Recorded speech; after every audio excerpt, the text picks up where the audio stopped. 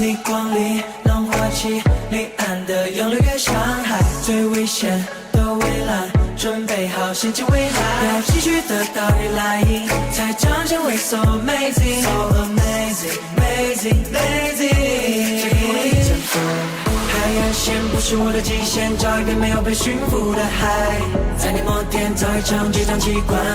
要用我的炙热制造最汹涌的 Oh na na， 最不可能的 Oh na na， 最有力量的 Oh na na， 最疯最狂的浪 Rolling the tide，Rolling out rolling out rolling out now next time， Raising up raising up raising up， 要全世界看清这颗心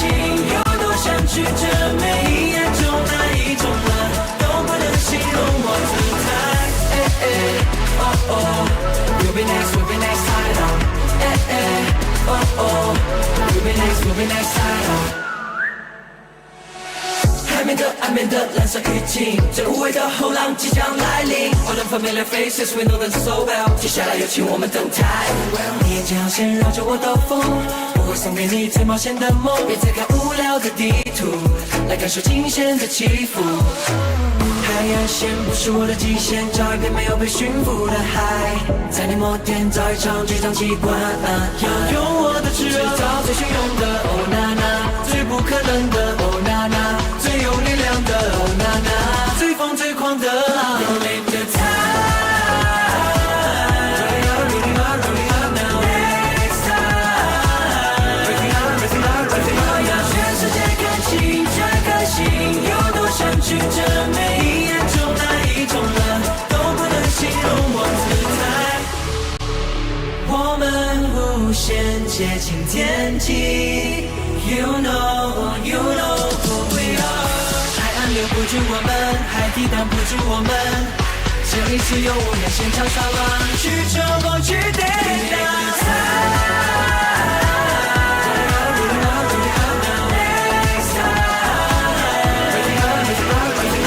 全世界看清这颗心有多想去这每一眼中那一种蓝，都不能形容我姿态。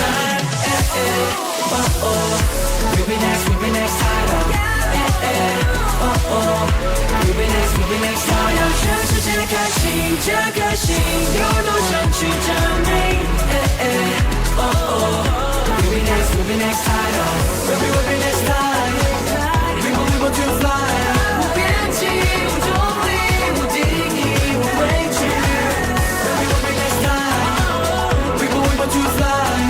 这世界哪一种蓝都不能成为我答案。EFM Fandom Live สวัสดีค่ะสวัสดีค่ะยินดีต้อนรับสู่ EFM Fandom Live ค่ะ วันนี้อยู่กับดาวแล้วก็แนนเหมือนเดิมนะครับ ใช่แล้วก็เพลงเมื่อสักครู่นี้นะคะเป็นเพลงที่อันนี้แบบสารภาพเลยนะว่าเพิ่งได้ยินครั้งแรกเขาเพิ่งเดย์ไม่นานเลยเพลงเนี้ยคือเป็นบอยกรุ๊ปที่มีอายุเป็นหลักวันนะคะ จริงจริงจริงจริงก็คือวันที่6ใช่ไหมประกาศผลวันที่10อายุ4วันเท่านั้นเองนะคะสำหรับ next time ซึ่งเดี๋ยววันนี้เราได้เจอกับพวกเขาแน่นอนนะใช่แล้วนะคะเดี๋ยววันนี้เราจะได้มารู้กันนะคะว่าที่มาที่ไปแล้วก็หลังจากที่ชีวิตเขาเปลี่ยนไป4วันเกิดอะไรขึ้นบ้างใช่แล้วก็ครั้งล่าสุดที่เราเจอเขาเนี่ยก็คือหลังเกิดแผ่นดินไหวใช่ไหมแล้วก็หยุดไปวีคนึงอ๋อใช่ใช่แล้วเราก็กลับมาคือได้ต้อนรับแล้วนี่ก็จะเป็นที่แรกเลยที่ได้สัมภาษณ์ next time ด้วยอ๋อเหรอใช่แล้วค่ะคุณดาวเอาล่ะเหมือนเดิมนะสำหรับช่วงครึ่งชั่วโมงแรกนะคะที่เราจะมาอ่านจดหมายที่แฟนๆเขาส่งมาให้กันนะคะครับผมเดี๋ยวเรามาเริ่มต้นกันที่จดหมายฉบับแรกกันเลยดีกว่าครับคุณแนนครับได้ค่ะจดหมายฉบับแรกนะคะใช่ไหมนะใช่สิบอกว่าดวงดาวอาจจะพราวระยับแต่กับ next time I'm so proud of you เอ้ยน่ารักนี่ Hi next time เราเจอกันในฐานะแฟนคลับกับศิลปินแล้วนะเติบโตไปอีกขั้นแล้วก่อนอื่นก็ขอแสดงความยินดีกับศิลปินหน้าใหม่ป้ายแดงด้วยนะจ๊ะทุกคนเก่งกันมากๆ ตลอด4 เดือนที่ผ่านมาเนี่ยทุกคนเหนื่อยมากพี่รู้ทุกคนเต็มที่กับมันมากๆวันนี้พวกยูทำได้แล้วนะคะยินดีด้วยจริงๆขอให้ประสบความสำเร็จมีคนค้นพบความสามารถพวกน้องอีกมากขึ้น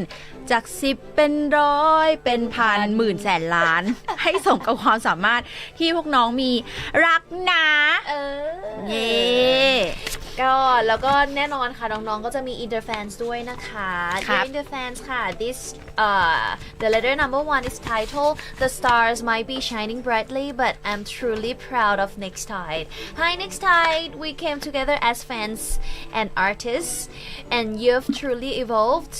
First, I want to congratulate the new artists. There is so much talent here. I know everyone has put in a huge effort over the past 4 months and it shows. You have all really given it your best today. Truly congratulations. I wish you all the success in the world. May more and more people recognize your gifts. And whether it's 10, 100, 1,000 or even 100 million, you all deserve to shine. Much love to all of you. เย้ น่ารักมากๆเลยนะคะ ค่ะ โอเคค่ะ เราไปกันที่จดหมายฉบับที่ 2 กัน ครับ จดหมายฉบับที่ 2 นะคะทุกคนเขาเขียนว่า next time คลื่นลูกใหม่ที่พร้อมจะกระแทกใจทุกคน กระแทกเลยเหรอใช่ ก่อนอื่นต้องขอแสดงความยินดีกับทั้ง 7 คนในช่วงเวลา 4 เดือนที่ผ่านมา เป็นช่วงเวลาที่เหนื่อยแต่คุ้มค่ามากใช่ไหม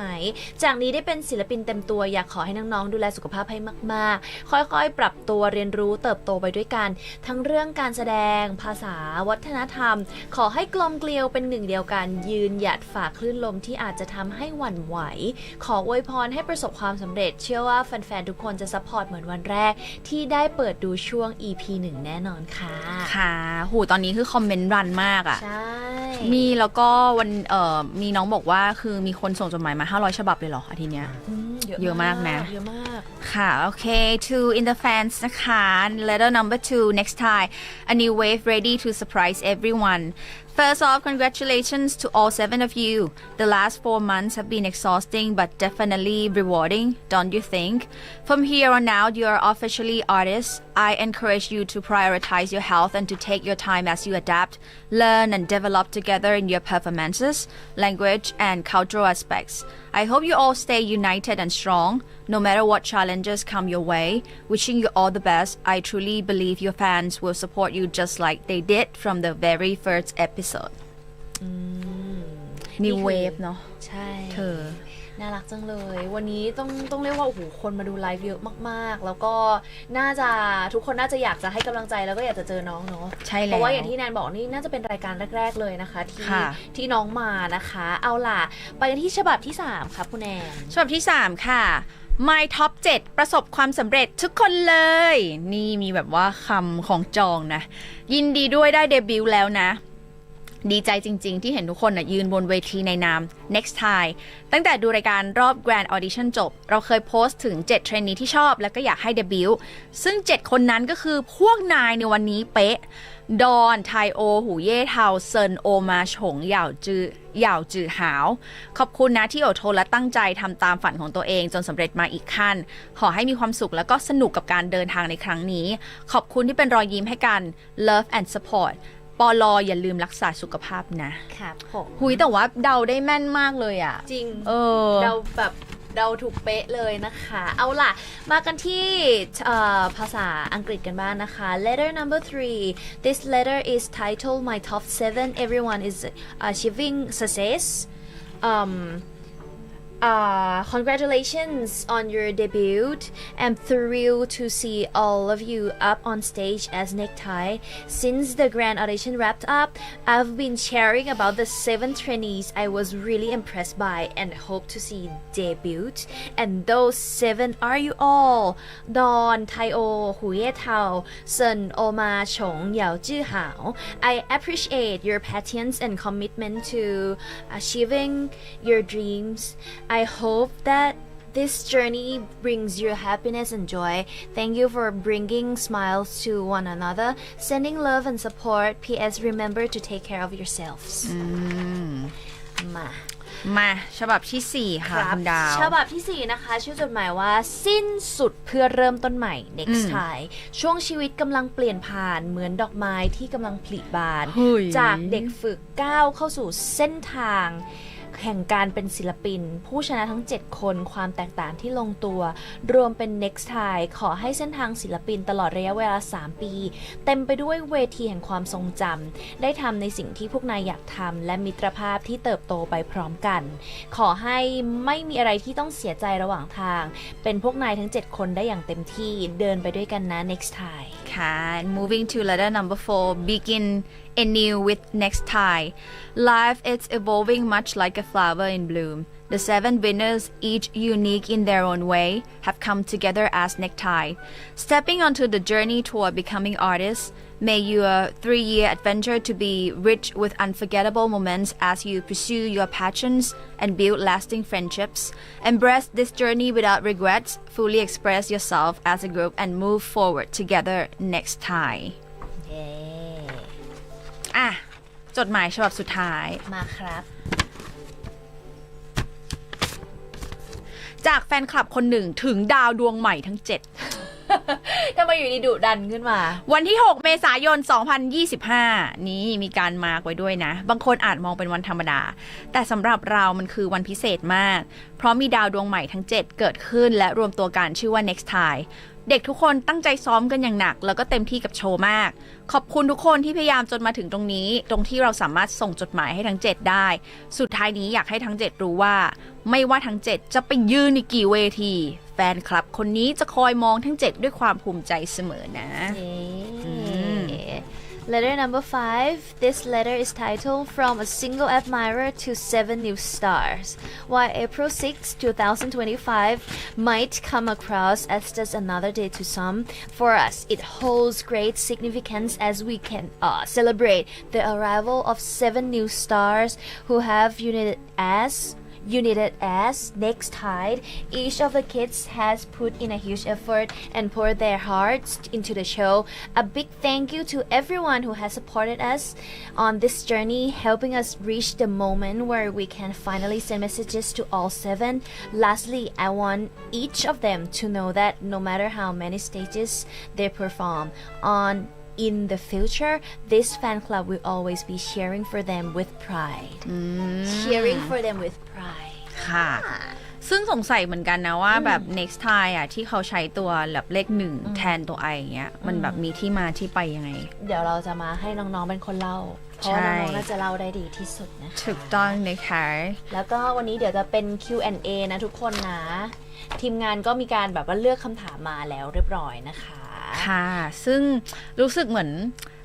ว่าได้เป็นส่วนหนึ่งของเขาจริงๆนะ เพราะว่าเราอะได้เจอ10 คนวันนั้นใช่ป่ะ แล้วตอนนั้นเราก็ยังไม่รู้เลยอะว่าจะเป็นใคร แต่ว่าวันนี้ก็คือเป็น7จากใน10นั่นแหละ ใช่ เนาะ มันคาดเดายากเหมือนกันนะ เพราะว่าทุกคนก็คือเก่งหมดเลยแบบหมดเลย ส่วนตอนนี้นะคะเดี๋ยวขอเข้าไปดูในแท็กหน่อยวันนี้แท็ก next time x fandom live นะว่ามีแฟนๆเขาแบบพูดถึงอะไรยังไงกันบ้างนะคะมีพูดถึงผมน้องดอนนะ Here Dawn is cute and his eyes are so bright อย่างงี้วันนี้น้องมาแบบเสื้อขาวนะไม่ใส่สูทครั้งที่แล้วสูทสีเทาปะเนาะใช่คราวที่แล้วเหมือนเป็นแบบว่ายูนิฟอร์มใช่นี่กำลังมาแล้วค่ะน้องไทโอใกล้มาหรือยังนะคิดถึงเด็กน่ารักคนนี้สุดๆเลยโอ้ยแล้วก็ตอนนี้ก็คือน่าจะเป็นคีย์เวิร์ดว่า EFM Live X Necktie เป็นอันดับ9เลยนะคะที่อยู่ในX ใช่ค่ะโอ้ส่วนใหญ่คอมเมนต์ก็จะเป็นการเหมือนแบบมาเช็คชื่อเหมือนชูป้ายไฟอ่ะเนาะใช่ใช่ใช่ว่าเราแบบว่าเชียร์คนนี้เมนคนนี้นะอะไรอย่างเงี้ยมานั่งรอแล้วเหรอคะน้องๆมาแล้วน่าจะอยู่ชั้น37นะแล้วเหมือนไทโอเขาเพิ่งอัดลงคลิปอะไรสักอย่างหนึ่งโอเคเดี๋ยวรอเจอกันได้เลยนะคะแล้วก็ทักทายแฟนๆที่อยู่ตรงตึก GMM ด้วยเชื่อว่าน่าจะมีหลายๆคนมารอกันอยู่เหมือนกันเนาะใช่แล้วก็ใครที่อยู่ตรงล็อบบี้ก็จะได้ยินเสียงเราตรงนี้แล้วรวมไปถึงเดี๋ยวถ้าไลฟ์ชั่วโมงหน้ามันก็จะถ่ายทอดลงไปด้วยเราก็จะได้ดูแบบจอใหญ่ไปพร้อมๆกันเนาะถูกต้องนะคะเอาล่ะเดี๋ยวตอนนี้ใครที่มีอะไรเพิ่มเติมนะคะสามารถพิมพ์กันเข้ามาได้ในแฮชแท็กนะคะ next time x fandom live นั่นเองนะคะ แล้วก็หรือว่า fandom underscore love letters ก็ได้นะ มีคนบอกว่าให้พาเด็กๆเต้น Bad Shorty ของ Proxy หน่อย อาจจะเราไปพิจารณาเธอทันไหมเพลงนั้น โอ้โห ใครจะไม่ทัน มันที่สุดเหมือนกันนะ ใช่ไหมยุคนั้นอ่ะ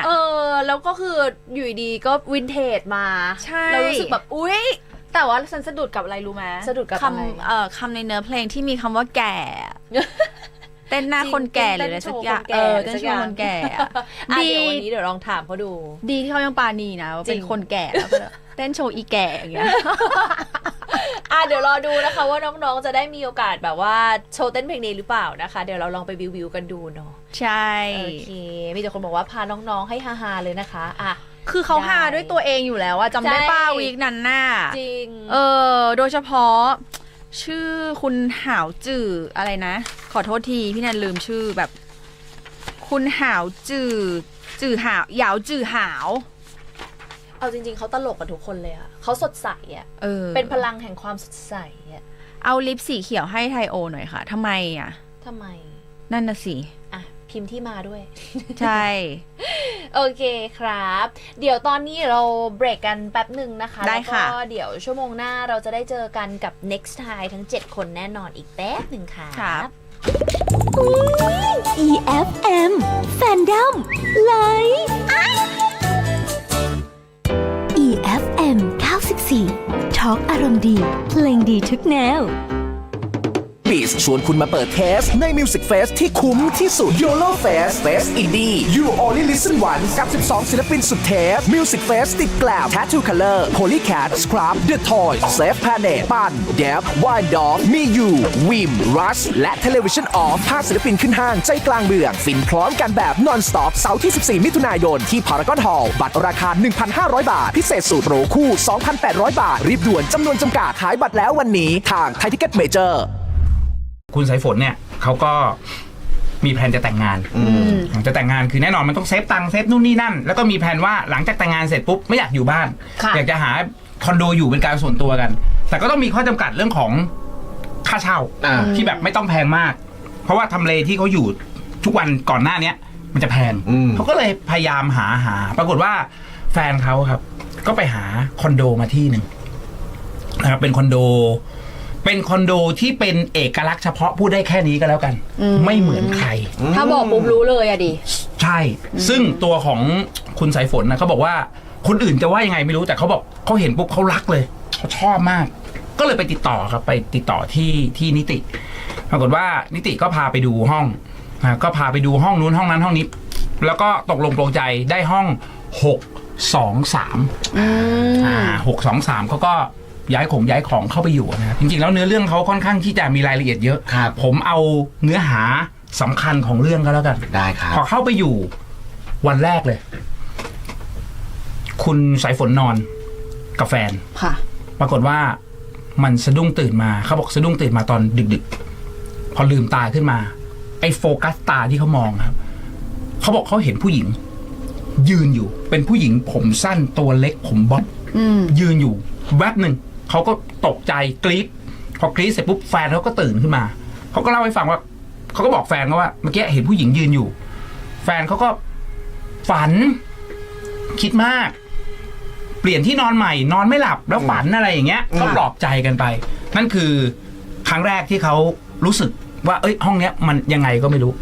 หลังจากนั้นชีวิตก็ดำเนินต่อไปจนกระทั่งเขาเริ่มชินกับห้องเนี้ยนะครับมันมีอยู่วันหนึ่งตัวของคุณน้ำฝนเขาอาบน้ำอยู่ในห้องน้ำก็จะมีเหมือนกับเป็นห้องกั้นระหว่างห้องน้ำกับอ่างล้างหน้าอะไรเงี้ยเป็นห้องอาบน้ำเพราะระหว่างที่อาบน้ำอยู่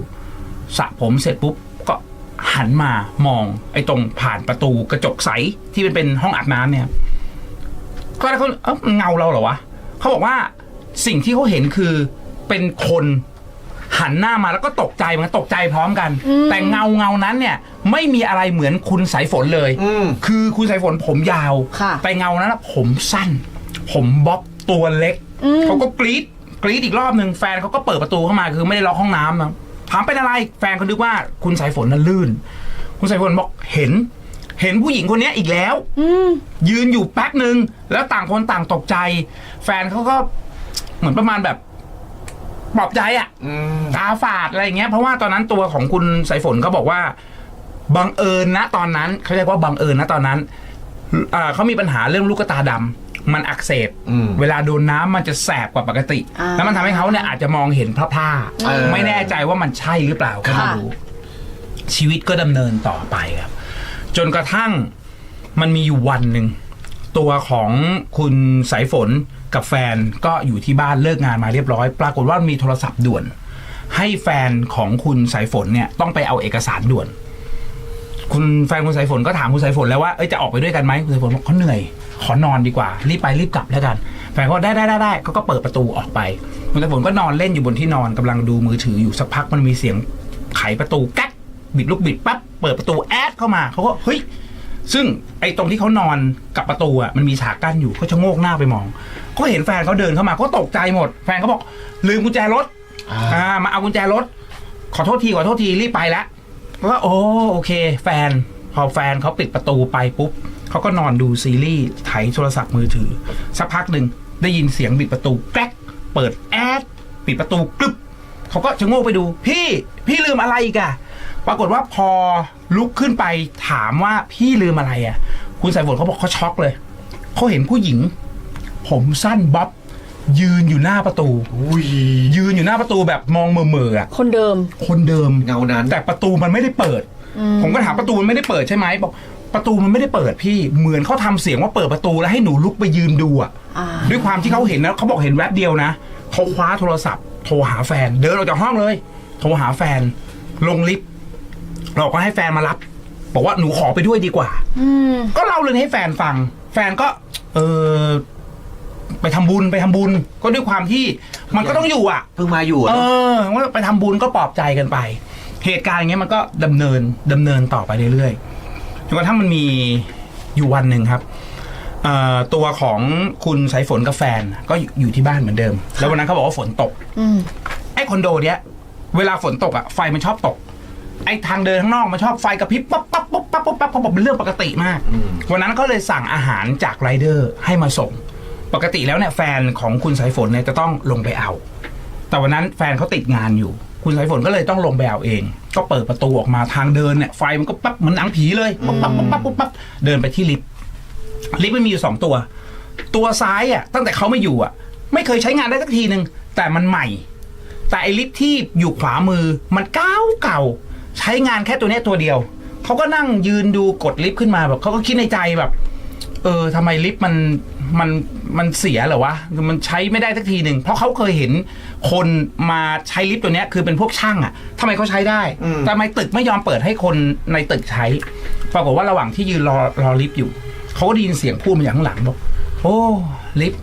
เสียอีกแล้วมีตั้ง2ตัวใช้แต่ตัวเก่าๆตัวใหม่ๆไม่ได้ใช้สักทีหนึ่งเขาก็หันไปมองครับเจอเป็นเด็กนักศึกษาผู้ชายเขาบอกหน้าตาหล่อมากค่ะเดินมาจากไหนก็ไม่รู้แล้วก็พูดเรื่องลิฟต์แล้วก็ตัวของคุณฝนเขาก็หันไปคุยบอกเนาะลิฟต์มันเก่าใช่สิพี่ลิฟต์ก็เก่าลิฟต์น่ะที่มันไม่ค่อยใช้อ่ะก็ใช้ขนศพกันบ่อยขนศพขึ้นลงกันบ่อยตัวของคุณฝนก็ตกใจขนศพขึ้นลงคืออะไรที่บ้าพูดอะไรออกไปพี่ไม่รู้เหรอเนี่ยปกติมันมีคนตายอ่ะเขาก็เอาศพขึ้นลงลิฟต์เนี่ยไม่แน่ใจว่าตัวไหนแต่ได้ว่าเป็นตัวที่มันเสียอยู่นั่นแหละก็คุยกันครับระหว่างที่รอลิฟต์เข้าไปในลิฟต์ก็นั่งยืนคุยกันตัวของน้องผู้ชายอยู่แล้วก็ถามพี่อยู่ห้องไหนตัวของคุณสายฝนก็บอกเนี่ยอยู่ห้อง623ผมอยู่ชั้นนี้แหละคือต้องบอกว่าทั้งชั้นนะครับมันแบ่งเป็น2ปีกปีกทางฝั่งหนึ่งห้อง10ห้องเนี่ยคีย์การ์ดก็จะเข้าได้แค่ฝั่งนี้ส่วนอีกฝั่งหนึ่งเป็นอีกปีกหนึ่งคีย์การ์ดของอันนั้นก็จะเข้าได้แค่ฝั่งนู้นไม่สามารถใช้คีย์การ์ดสลับกันได้ตัวของน้องผู้ชายเขาบอกเขาอยู่ฝั่งนู้นเขาอยู่ห้อง610เป็นเพื่อนเป็นเพื่อนชั้นร่วมชั้นกันนะเป็นเพื่อนบ้านกันอะไรอย่างเงี้ยแต่คุณสายฝนบอกว่าพี่มาอยู่ที่นี่นะตั้งแต่พี่มาอยู่อ่ะพี่ไม่ค่อยเจอคนเลยเจอพี่ที่เป็นราชการคนนึงแล้วก็เจอน้องเนี่ยก็คุยกันไม่มีอะไรครับก็ลงไปเอาของเอาข้าวขึ้นมากินหลังจากที่เอาข้าวขึ้นมากินเสร็จปุ๊บเวลาก็ผ่านไปจนกระทั่งมันมีแฟนของคุณสายฝนนะเขาบอกว่าเฮ้ยพอดีทางนิติเขาแจ้งมาบอกว่าเดี๋ยวจะมีการเซ็นสัญญาใหม่ คุณเก๋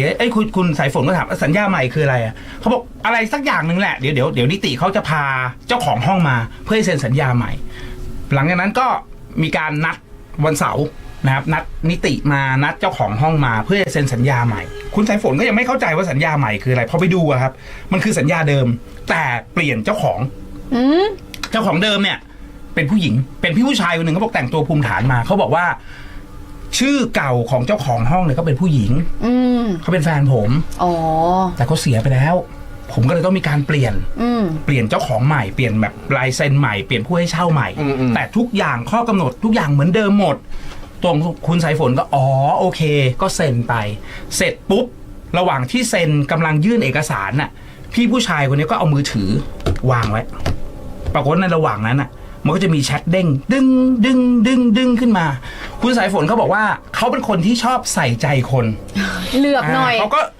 ก็เหลือบตาไปมองสายตามันพาไปดูมันก็เห็นแบบติ้งขึ้นมาแม่ชอบศัพท์นี้เป็นคนใส่ใจคนไอ้แชทไม่เท่าไหร่แต่เขาบอกว่าสิ่งที่มันทำให้เขาตกใจก็คือรูปแบ็คกราวด์ที่อยู่ในโทรศัพท์เป็นรูปพี่ผู้ชายคนนี้ถ่ายรูป准备好先进未来，要继续得到依赖，才彰显为 so amazing so amazing amazing amazing 我一征服海岸线不是我的极限，找一片没有被驯服的海，在你摩天找一场激荡气管，要用我的炙热造最汹涌的 Oh na na 最不可能的 Oh na na 最有力量的 Oh na na 最疯最狂的 We make the time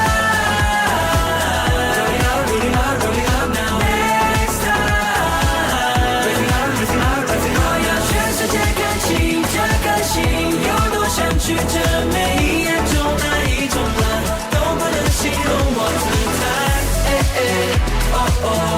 We'll be next we'll be next title We'll be next we'll be next title 海面的蓝色雨季这无畏的后浪即将来临 All the familiar faces we know them so well 接下来有请我们登台你眼睛好线绕着我兜风我会送给你最冒险的梦别再看无聊的地图来感受惊险的起伏海岸线不是我的极限找一片没有被驯服的海在你摩天找一场巨浪气管要用我的炙热造最汹涌的 Oh na na 最不可能的 Oh na na 最有力量的 Oh na na 最疯最狂的 You make the time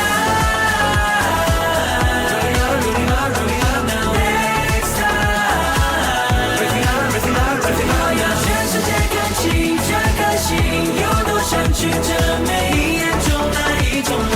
都不能形容我自在我们无限接近天际 You know who we are 海岸留不住我们海底挡不住我们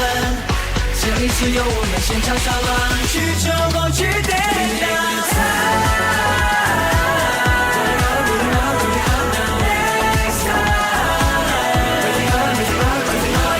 世界看清这颗心有多想去这每一眼中哪一种蓝都不能形容我自在 We'll be next we'll be next title We'll be next we'll be next title 让全世界看清这颗心有多想去这每We'll be next we'll be next title We'll be next title We want to fly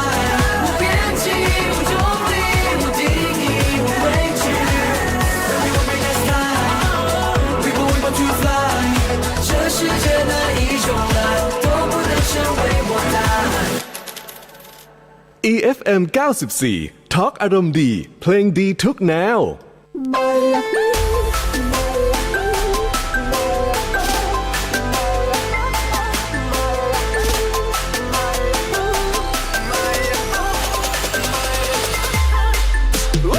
เธอเดินเข้ามามันก็ละสายตาไม่ได้ก็เพราะเธอไม่ธรรมดาจะเข้าหาก็คงไม่ง่าย Pretty girl moving slow motion OMG ไม่เป็นไรก็ love potion ขอได้เทนะช้าฉันก็พร้อมจะเล่นกับไฟเราชอบคนที่เซ็กซี่เจอหน้าเธอเรา crazy Love tattoo your body เหมือนรถแรง Ferrari ไปหาเธอได้ทุกที่มีแค่เธอนะ baby ดูเธอเต้นหน้ารถแห่เธอเต้นโชว์คนแก่เธอเต้นโชว์เพื่อนหน้าเวทีแบดชอดี้ช่วยดึงเธอลงมาทีแค่นี้พอดันฟลอร์จะไม่ Oh my lady she move her body she move her body ออกแรงเรื่องในยามราตรี Make me crazy please come dance with me อย่าให้รอดันฟลอร์จะไม่แบดชอดี้เธอเป็นใคร on your play ทำใจร้ายเลยแบดชอดี้ like a fire ใจจะวอนแต่มันท้าทาย Wait tell me baby should I run or stay right the way I think it's down to play let's go pop it hit so high drip so shine when I walk on by ยกให้เธอนั้นเป็นคนพิเศษเราก็โดนต้องมาสักคนไม่มีพักเบรกเมื่อวันเธอน่าร้ายใครก็ชิดซ้าย please stay with me don't make me cry นี่แหละเธอก็จะจัดจ้านจบเพลงนี้จะไม่ได้กลับบ้านชอบเธอจากก็อยากจะสัมภาษณ์เธอเต้นได้ไม่ได้จะซ้ำซากตกหลุมรักมันหลุมพรางแค่มีเธอมาเต้นที่กลางลานรับเปิดแก้วผมไม่ตามตาเมื่อเจ้านายทุกคำด่างานดูเธอเต้นหน้ารถแห่เธอเต้นโชว์คนแก่เธอเต้นโชว์เพื่อนหน้าเวทีแบดชอดี้ช่วยดึงเธอลงมาทีแค่นี้พอดันฟลอร์จะไม่ Oh my lady she move her body she move her body ออกแรงเรื่องในยามราตรี Make me crazy please come dance with me อย่าให้รอดันฟลอร์จะไม่แบดชอดี้เธอมันไปตอนยกย้ายทำใจละลายแบดชอดี้like a phone ใจจะวางแต่มันท้าทายไม่ได้มาเล่นๆอันตรายก็ไม่เกรง Now I'm ready to play bad shorty in this game Can't take my eyes off you Baby do you feel it too Yeah I'm stuck in the rain Bad shorty ดูเธอเต้นหน้ารถแห่เธอเต้นโชว์คนแก่เธอเต้นโชว์เพื่อนหน้าเวที Bad shorty ช่วยดึงเธอลงมาที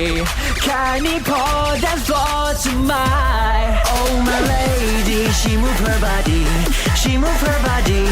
ออกแรงเลยในยามราตรี Make me crazy please come down with me อย่าให้รอ dance floor จะไม่ Bad shorty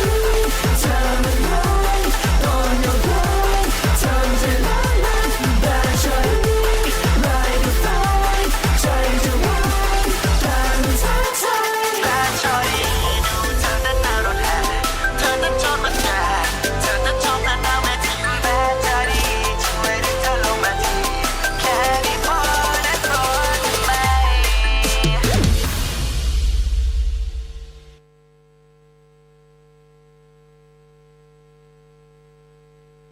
เธอทำฉันร้อนร้อนร้อนรู้กันนึกว่าใจเราร้องเลยกันจะละลายละลายละลายละลายเธอทำฉันร้อนร้อนร้อนกันจะนึกว่าใจร้อนร้อนฉันเลยลุกเป็นไฟละลายละลายละลายแต่ร้อนเท่าไรไม่กลัวก็เพราะไม่ตัวและใจฉันถูกแต่แผลพันละลายละลายละลายละลายละลายเธอมาทำให้ละลายLa la la la la la la la la la la la la เธอมาทำให้ละลายละลาย EFM News สนับสนุนโดยใหม่นมเปรี้ยวดัชมิล4 in 1สูตรลดน้ำตาลลง 40% สดชื่นทันใจดื่มได้ทุกวัน บางคนแพ้หมึกแพ้กุ้ง ส่วนผมขอแพ้คุณแค่คนเดียว EFM 94 Talk อารมณ์ดีเพลงดีทุกแนว สนใจติดต่อลงโฆษณาโทร 02-669-9512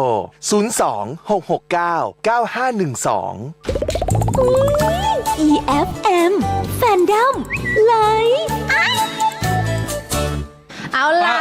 EFM Fandom Live นะคะ กลับมาแล้วก็ต้อนรับ 7 หนุ่มจาก Next Time สวัสดีค่ะ สวัสดีค่ะ สวัสดีค่ะ โอ้โหตื่นเต้นนะ นี่คือครั้งแรกที่เราได้สัมภาษณ์บอยกลุ่มนี้นะ ใช่ ครั้งแรกหรือเปล่าที่เราได้ออกมาเจอสื่อ เพราะว่าน่าจะแบบว่าเพิ่งเรียกว่าอายุวงอายุเท่าไหร่เองเนี่ย4 วัน 4 วัน How old are we? ใช่ How old are we? ใช่เก่งมากพูดภาษาไทยเก่งมาก How old are we? เก่ง สันซื่อ days ซึ่งวันนี้เราอยู่กับคุณป่านที่เป็นล่าเหมือนเดิมนะคะ สวัสดีค่ะ สวัสดี ป่าน ค่ะ คนสวย จริงคุณป่านนึกว่ามัจฉา จริงนะ เหมือน ส่งได้อยู่ มากค่ะ เอาล่ะ วันนี้มีแฟนๆเขาส่งจดหมายมาให้พวกคุณ500ฉบับ อันนี้เรื่องจริงนะ ครับอ่านหมดครับมาเริ่ เรื่ ม องจริง อันนี้เรื่องจริง แต่เราคัดมา5ฉบับ ซึ่งเราอ่านไปแล้ว แต่เดี๋ยวเราจะฝากน้องๆกลับไปอ่านที่บ้าน อันนี้ฝากกลับไปอ่านที่บ้านเดี๋ยวพี่แนนให้ไว้ก่อนนะคะ แล้วก็อยากให้น้องๆเขียนขอบคุณแฟ เหมือน น เดิม ๆสักหน่อย เลย อันนี้เดี๋ยวแป๊บนึงนะเดี๋ยวงบโทษนะพี่แนนขออันนี้ก่อนพี่แนนขออันนี้ก่อนโอเคเก็บไว้ก่อน 到时候会拍照发到推特上。อันเนี้ยคือให้เขียนกลับไปหาแฟนๆว่ามีอะไรอยากจะบอกพวกเขาบ้างนะคะ เหมือนครั้งที่แล้วเลยเนาะปากกาอยู่ด้านหน้าพี่นันฝากกระจาย น่ารักมากแข่งขันมากวันนี้นะคะ แล้วก็แบบฝากใส่ชื่อตัวเองในจดหมายด้วยเนาะ 算了不要了不要 น่ารักมากเลยทุกคน วันนี้นะคะเขาเขียนมาแบบ500ฉบับจริงๆนะ พวกพี่ๆเขาแบบนับแล้วก็คัดมาแล้วเป็น5ฉบับนี้นะคะ ค่ะ ก็เขียนได้เลยว่าอยากบอกอะไร 随便你想对粉丝说的话，想要感谢他们都可以。อ๋อยังไม่ได้ใช่ไหมคะ มันไม่ครบหรอ เขาบอกว่าเขียนเป็นนามวงเหรอ ใช่ไหม ก็เลยมีทั้งหมดกี่ฉบับนะตรงนั้น ไม่สิมีให้ทุกคนปะ มี7นะ มีทุกคนลูก มี พี่ 7 นันขออีก3ได้ไหมคะขาดอีก3ค่ะ แป๊บนึง แป๊บนึ นะ ง คะ นะ เดี๋ยวไปเอามาให้นะ โอเค งั้นเดี๋ยวคุยกับ3คนข้างหน้าก่อนดีกว่า ได้ครับ 我们聊一聊。 แต่เดี๋ยวมันต้องแบบเขาเรียกว่าอะไร มันต้องมันต้องแนะนำตัวแบบในนามวงแบบพร้อมกันหรืออะไรอย่างงี้ ได้ เออ ได้เดี๋ยวรอกระดาษแบบนึง ได้ ถามก่อนดีกว่า วันนี้รู้สึกแบบมันหายเหนื่อยหรือยังหรือความรู้สึกมันยังตกค้างอยู่จากวันนั้นที่ประกาศผล 因为刚睡到不久，应该都很累。你们เอานี่ ถ้าไอเป็นส่วนตัวของผมนะครับ ครับ ผมรู้สึกว่ามันก็ครึ่งหนึ่งมันหายเหนื่อย แต่ครึ่งหนึ่งอ่ะผมรู้สึกว่าผมยังตกค้างในเรื่องของความรู้สึกอยู่ที่มันไม่ได้มากันครบใช่มันก็มีเสียใจกันบ้างครับ หูเย่เท่าเหรอคะ 现在不累因为已经度过了总决赛，非常非常紧张，当时还在比赛，现在就慢慢放松下来了。ตอนนี้ไม่เหนื่อยแล้วค่ะ เพราะว่ามันผ่านรอบไฟนอลที่มันแบบตื่นเต้นกดดันมาแล้ว ตอนนี้ก็รู้สึกว่าค่อยๆแบบคูลดาวน์ลง แล้วก็พร้อมที่จะทำทุกอย่างต่อไป ซึ่งเราอ่ะกลับมาอันเนี้ยเป็นครั้งที่2ด้วยอ่ะมันรู้สึกเหมือนแบบ 第二次回来 EFM 了是什么感觉？ หมายถึงว่าแบบไปอยู่ในรายการคือเขาประกวดเป็นครั้งที่2ป่ะคะใช่ไหม 说你的创造营就是也是第二次回过柔是那 ใช่ไหม 受到了，他也想知道你的感受。 OK，我觉得第二次回到，无论是第二次回到这儿，还是第二次回到创造营，对我来说都像回家了的一个感觉。对，因为所有的朋友、所有的家人都在我的身边，让我感觉特别特别的有安全感。น้องบอกว่าไม่ว่าจะเป็นครั้งที่2ที่กลับมา EFM หรือว่าจะเป็นครั้งที่2ที่กลับมาในรายการช่วงที่ผ่านมาน้องรู้สึกว่ามันเหมือนกลับมาถึงบ้านแล้วรู้สึกอบอุ่นเพราะว่าได้เห็นหน้าพี่ๆน้องเหมือนอบอุ่นมากๆ เหมือนกลับมาเยี่ยมอาม่าไหมคะ 看到他是不是像看到老奶奶一样的感觉像家人了ไทโอล่ะครับไทโอเป็นยังไงบ้างแบบพอมันแบบจบและไฟนอลผ่านไปแล้วตอนเนี้ยรู้สึกอะไรอยู่ ตอนนี้ก็ช่วงเรา7 คนก็ซ้อมกันหนักมากครับต้องบอกก่อนว่าซ้อมกันหนักมากจริง ๆ แล้วก็เหนื่อยครับสำหรับผมเหนื่อยครับแต่พอผมกลับไปคิดดูดีๆแล้วว่ามันก็ผ่านมา4 เดือนนะครับที่แบบไทยออนทุกคนแล้วก็แฟนๆของทุกคนนะครับก็ซัพพอร์ตเรามาเหนื่อยเหมือนกันเขาว่าน่าจะเหนื่อยเหมือนกันถ้างั้นเราไม่เหนื่อยไม่ได้ครับเราไม่เหนื่อยไม่ได้ครับเขาอุตส่าห์เหนื่อยเพื่อเราแล้วเราก็ควรที่จะเหนื่อยเพื่อเขาได้บ้าง เนาะ จริงแล้ววันนี้เราก็มีลิปสีเขียวนะคะ ที่เตรียมมาให้แล้ว โอ้ my god จะโดนแล้วอยากเห็น 如果他出道的话，他要用绿色的那个口红涂他的那个口红，然后他准备了。那他说开玩笑。เอาเลยแซวไม่มีอ่ะแซว หายากอยู่นะ คุณบอกผู้ชมไปแล้วฉะนั้นคุณต้องทำตามสัญญานะครับ 涂一下。 Afterlife after I no camera no อย่า camera แกล้งน้อง ไม่ได้สิเราต้องมีคาเมราแล้วก็ให้แฟนๆดูด้วยว่าเราทาสีเขียวแล้วจริงๆไทโอ I'll go which color do you like No you choose okay first I'll go this ข้างหลังเสร็จหรือยังค่ะ ข้างหลังเสร็จแล้วใช่ไหมลูก Are you done? Okay. Okay. Thank you. Okay Sun since you are the first one who done writing so I'm gonna talk to you first How you feeling 先写好了，我就跟你聊一下，现在是什么感觉？现在什么想法？什么感觉？你说出道吗？没有就现在什么都可以น้องถามว่าหมายถึงว่าเดบิวต์เหรอความรู้สึกอะไร ความรู้สึกว่าตอนนี้มันยังตื่นเต้นอยู่ไหมหลังจากที่ประกาศผล比如说就是刚刚出道不久的现在是什么状态什么状态还紧张吗不紧张了就是一颗石头落下来的感觉น้องบอกว่าไม่ตื่นเต้นแล้วครับมันเหมือนนะก้อนหินในใจผมมันแบบหล่นลงมาแล้วเพราะว่ามันได้ผ่านไปแล้วใช่就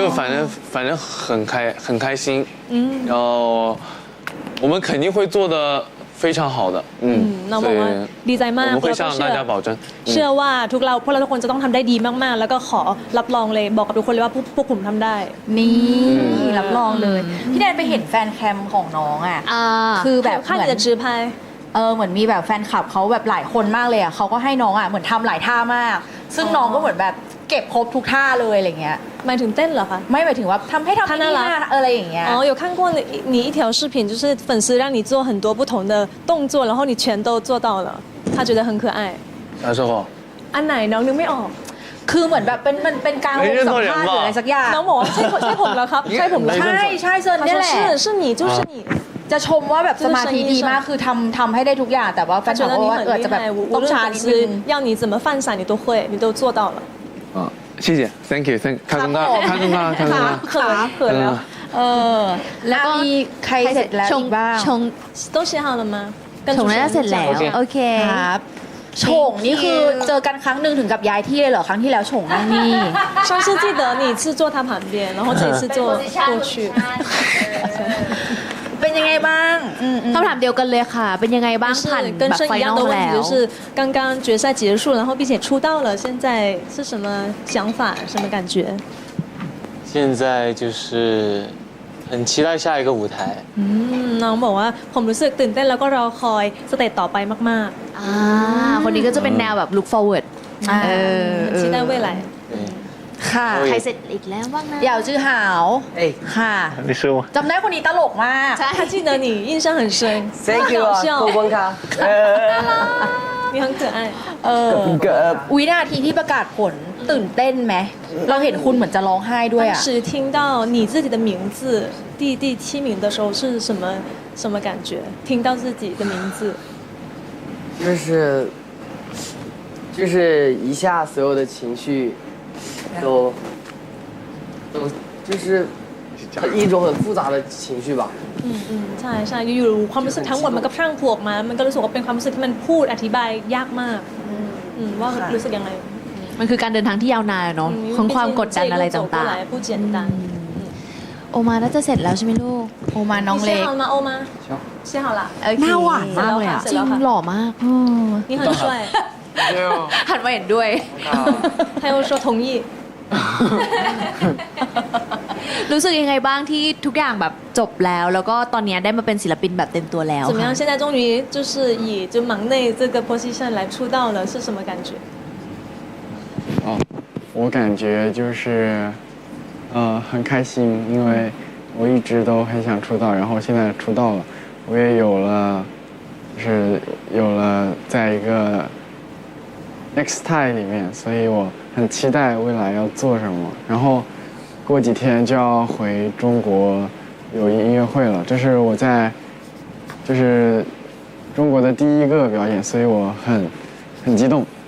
น้องก็บอกดีใจมากๆเลยที่ได้เดบิวต์เพราะว่ามันเป็นความฝันของน้องมาตลอดที่มารายการแล้วอยากจะชนะแล้วก็ได้เดบิวต์แล้วก็ได้มาอยู่กับเพื่อนๆ Next Time ตรงนี้ที่นั่นด้วยกัน7คนแล้วก็ใกล้จะกลับจีนแล้วอีกไม่กี่วันน้องจะได้กลับประเทศตัวเองแล้วก็จะได้มีสเตจแรกของเพื่อนๆอันนี้รู้สึกตื่นเต้นมากๆตื่นเต้นแทนด้วยเหมือนกันเราก็อยากรู้เหมือนกันนะว่าการทำงานหลังจากนี้แบบมีแพลนไว้ว่ายังไงบ้างคะสำหรับ Next Time 大家都想知道你们未来或者是接下来的一些工作和计划都是什么样的目标大家可以找一个代表หาตัวแทนตอบเรื่องการทำงานแพลนหลังจากนี้เพราะว่าเมื่อกี้ฟังเป็นภาษาจีนใช่ไหมครับผมดอนก็เลยงงกำลังแปลอยู่ขอคำถามอีกรอบได้ไหมครับเป้าหมายหรือการทำงานของ Next Time หลังจากนี้แพลนเรามีอะไรบ้างคะคือถ้าส่วนตัวผมรู้สึกว่าผมอยากให้ Next Time ของเราอะไปได้ระดับ global จริงๆ想让他们走上国际舞台นี่คือเป้าหมายสูงสุดของผมแล้ว这是最大的一个梦想一个目标ซึ่งพี่แอนว่ามันไปได้มันเป็นไปได้มากๆ真的可以你们可以เพราะว่าตอนเนี้ยแฟนๆก็คือมาจากแบบทั่วโลกจริงๆ因为你们真的是从世界各地的粉丝都是在支持你们。ค่ะ งั้นขอย้อนกลับมาถามถึงเรื่องชื่อวงหน่อย เราเป็นที่แรกนะเราถามได้ ว่าชื่อวงหมายถึงอะไร แล้วก็แบบทำไมถึงใช้เลข1แทนตัว I 现在来介绍一下 Next Time 为什么里面有一个1这个数字，然后它 Next Time 有什么样的内容和就是意思？谁来说？ใครอยากตอบยกมือได้เลย谁想回答？举手。Next Time 首先这个名字就非常非常的洋气，很符合一个国际男团的风格吧，一个意思。然后我觉得 Next Time 意味着下一个浪潮，也证明有一个新的时代即将要崛起。而且一般大家想到海浪，就会感觉它代表了不断拼搏、不断向上的年轻活力。而且我们把 I 变成了1，这就是创系列男团的一个传承。希望我们7个人可以合气为一，去永争第1。ก็คือ Next Time จริงๆความหมายคร่าวๆก็จะเป็นเกี่ยวกับคลื่นทะเลคลื่นทะเลก็คือมันต้องต่อสู้แล้วมันก็แบบเวฟของมันตลอดมีขึ้นมีลงแต่ว่าก็ยังคงดำเนินต่อไปเรื่อยๆในมหาสมุทรอันกว้างใหญ่เพราะฉะนั้น Next Time ก็เหมือนคลื่นลูกใหม่ที่จะมาเติมเต็ม